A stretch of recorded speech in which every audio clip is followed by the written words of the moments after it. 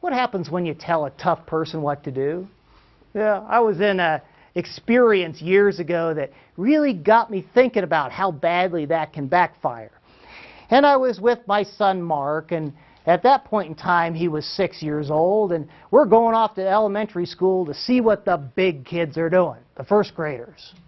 And see, there was this event that the big kids were doing that he wanted to participate in, but he couldn't because he was too little. But we went anyway just to watch. Well, we walked into that cafeteria, and what did we see there? Oh, long cafeteria tables. Well, that's no big surprise. No food on them. Science fair projects. Isn't the elementary school science fair a blast? Yeah. And I saw something that blew me away. You're not going to believe this. I actually saw a couple projects that looked like they'd actually been completed by children. You can tell me what you think about this, but I've often thought that maybe we ought to change the name of the science fair to something more like Adult Skills Expo. But that's a whole other story there.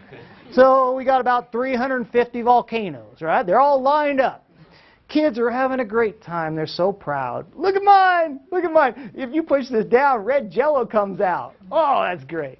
Other kids are over there. Look, if you put these wires together, mine glows red. Ooh, that's so neat. Oh, they're just having a great time. It's just a blast. And then we hear it.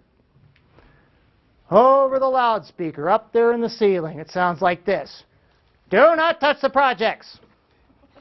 People are touching the projects. Do not touch the projects. Thank you for coming. I recognize the voice. You know, to be honest with you, heart of gold. Heart of gold. Give you the shirt off her back if you needed it, but I think still honestly had a few unresolved control needs from childhood. Maybe stemming out of premature potty training or something like that. But I heard that, and I started looking at folks, because, you know, I'm a psychologist, and I like to look at how people react to stuff. And you know what? I saw 2 different types of parents in that cafeteria on that day. Yeah. One type is running the entire length of the cafeteria to grab their child before their child can touch another project. Now, the other type of parent has forgotten they ever had kids. And this is what this second type of parent looks like.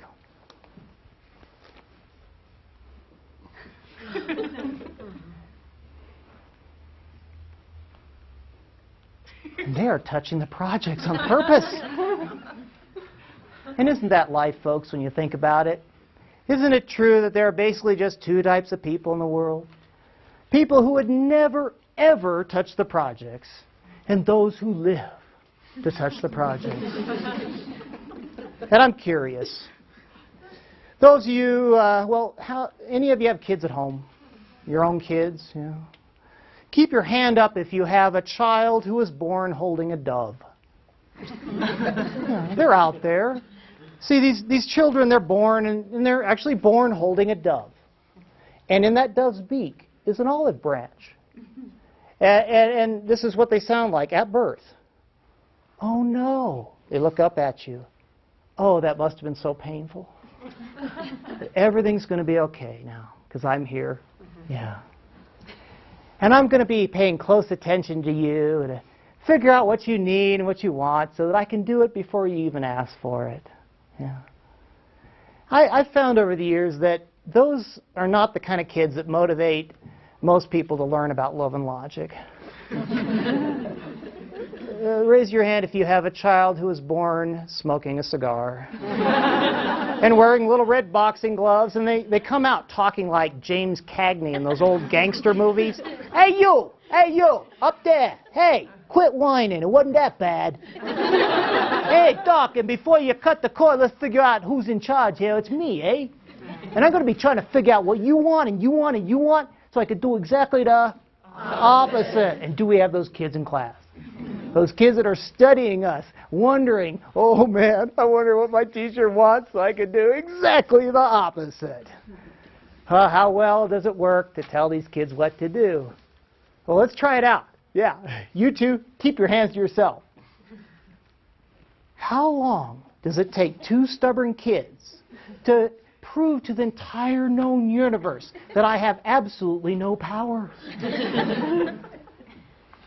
I've often studied this and pondered this, and I've come to the conclusion that when we tell a strong-willed person what to do, a buzzer goes off in their subconscious mind.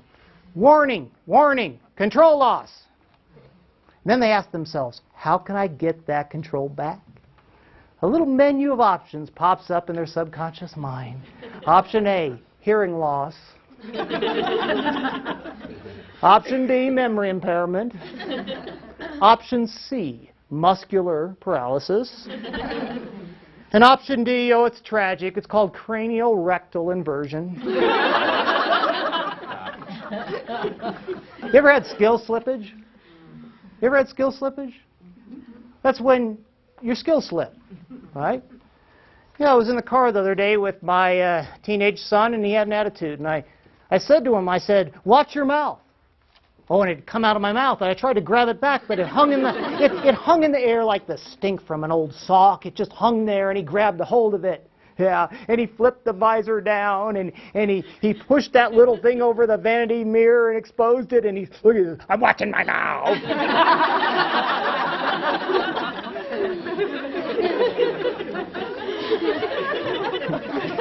The question for you folks is, who has all the power? Me or him? Him. The best way to give away your power is to tell a stubborn person what to do. Love and Logic teaches the enforceable statement. You tell me whether this is enforceable or that isn't enforceable. You help me out a bit here. How about this one? Watch your mouth. Yeah, it's unenforceable. How about this? I'll listen when your voice is calm. Yeah. Or how about this one? Write neatly. You ever notice that the next paper looks like a physician wrote it? Yeah. Or I grade papers that I can read. Yeah. Or how about this? Keep your hands to yourself, for crying out loud. Oh, I didn't hear you. Okay. Now you're just kind of looking at me for a second thinking, that was a really dumb technique. No, that's unenforceable. How about this? Feel free, or I allow students to stay with the group as long as they're not causing a problem. What do you notice about the enforceable ones? Do they all have to do with our behavior, not the students? And what's the only thing on earth that we can actually control? There you go.